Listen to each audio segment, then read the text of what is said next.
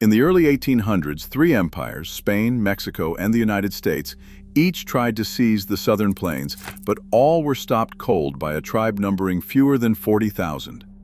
The Comanche did not just resist. They built a mounted empire, forged through captured children, extraordinary horsemanship, and light cavalry tactics no army could match. Their rise rewrote the rules of warfare. This is how the deadliest human tribe achieved the impossible. In the spring of 1836, a group of Comanche warriors stormed Fort Parker in central Texas. Among the captives taken that day was a 9-year-old girl named Cynthia Ann Parker. She vanished into the heart of Comancheria, her life transformed by the tribe that had seized her. Cynthia was adopted into a Comanche family, given the name Nadua, and raised as one of their own. Over the years, she forgot her birth language and customs, marrying the respected war leader Peta Nocona and becoming the mother of 3 children, including Quanah Parker, who would later rise to lead the Comanche in their final battles against the United States Army. The Comanche had long practiced the adoption of young captives, especially children taken during raids on settlements and rival tribes. If a child was young enough, the child was absorbed fully into the tribe, taught the Comanche language, trained in horsemanship, and raised with the same expectations as any Comanche-born child. This system was not just a matter of compassion or chance. It was a deliberate strategy, a way to replenish their numbers after years of war, disease, and the dangers of life on the plains. Every child taken and raised as Comanche strengthened the tribe and denied their enemies future generations. Cynthia's story was not unique. Dozens, even hundreds of captives, Anglo, Mexican, and Native, were woven into the fabric of the tribe over the decades. Some became legendary warriors, others became mothers and fathers of new generations. The Comanche built resilience not just through battle, but through the quiet, relentless integration of outsiders. In the face of relentless pressure from empires, this demographic warfare helped keep their nation alive and strong, even as the world around them changed. Before horses, the Comanche were a small Shoshonean-speaking people, living at the edge of the northern Rockies, hemmed in by more powerful tribes. Everything changed after the Pueblo Revolt of 1680, when Spanish horses began to escape and spread north across the plains. Over a single generation, the Comanche reimagined themselves around this new animal. Herds multiplied into the thousands. Horses became wealth, mobility, and the center of daily life. Comanche children learned to ride almost as soon as they could walk. By age 5, boys could guide a horse with their knees, leaving both hands free for a bow or lance. Ethnographers and army officers described these young riders as fearless, able to control their mounts at a full gallop, bareback, weaving through herds or over rough ground. One U.S. cavalry observer called their horsemanship supernatural. Stunned by the sight of warriors hanging off the side of a speeding horse, firing arrows under its neck while using the animal as a moving shield. This early and constant training built a level of riding skill that no European or American cavalry could match. Comanche riders did not just sit on horses, they moved as one with them, able to twist, duck, and shoot in ways that made them nearly impossible to hit. Their mobility was unmatched. A Comanche war party could appear out of nowhere, strike, and vanish across open country before any organized response was possible. The horse had turned a marginal tribe into a force that could outpace, outmaneuver, and outfight every rival on the plains. A Comanche war party did not fight like any army the Spanish, Mexicans, or Americans had ever faced. Their signature was speed, small groups of mounted warriors sweeping over the plains, striking at dawn or dusk, in storms or beneath the full moon. These attacks came when defenders were least ready, using darkness, weather, and the vastness of the land as weapons. Settlements and ranches learned to fear the Comanche moon, when horses' hooves could carry raiders silently across the grasslands through the night. In the chaos of a raid, the Comanche's mastery of mounted archery was unmatched. While a soldier struggled to reload a single-shot musket, a Comanche could fire a volley of arrows, 6, 10, even more, without slowing his horse.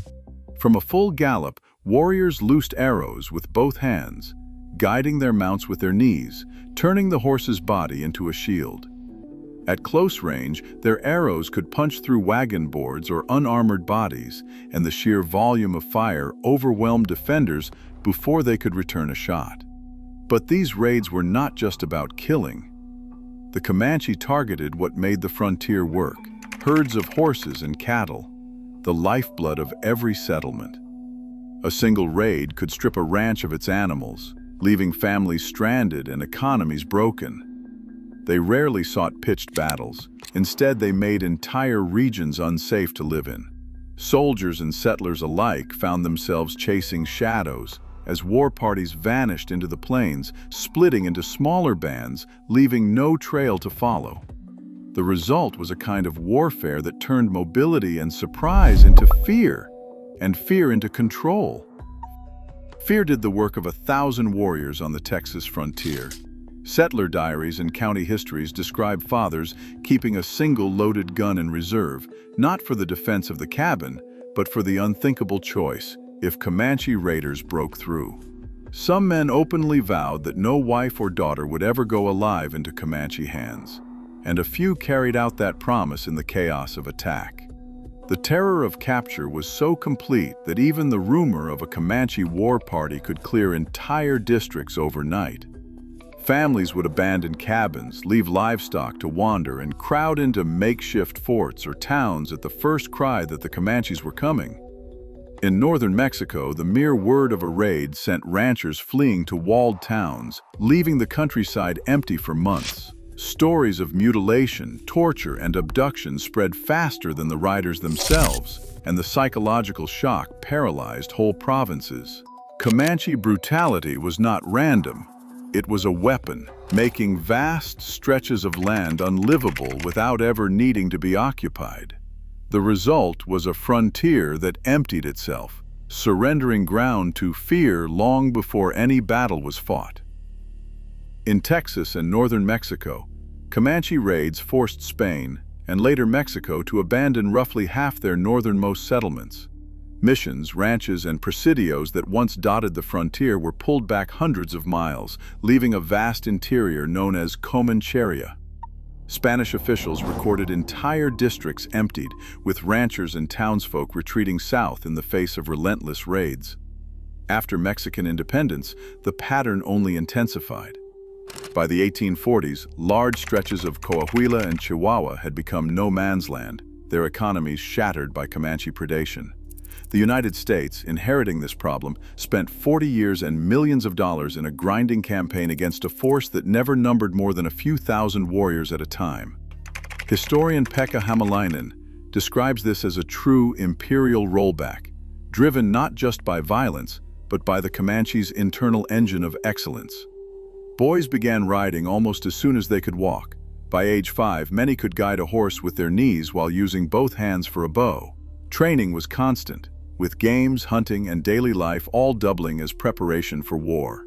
This relentless system produced mounted fighters whose skill and discipline rivaled any formal military, ensuring that even the largest empires could not secure the land they claimed. The southern buffalo herd, once numbering in the millions, vanished from the plains in less than a decade.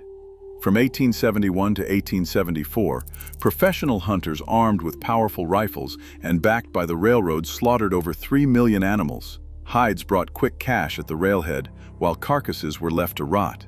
The great herds that had sustained Comanche life, providing food, shelter, trade, and mobility, were gone almost overnight. Hunger set in across Comancheria.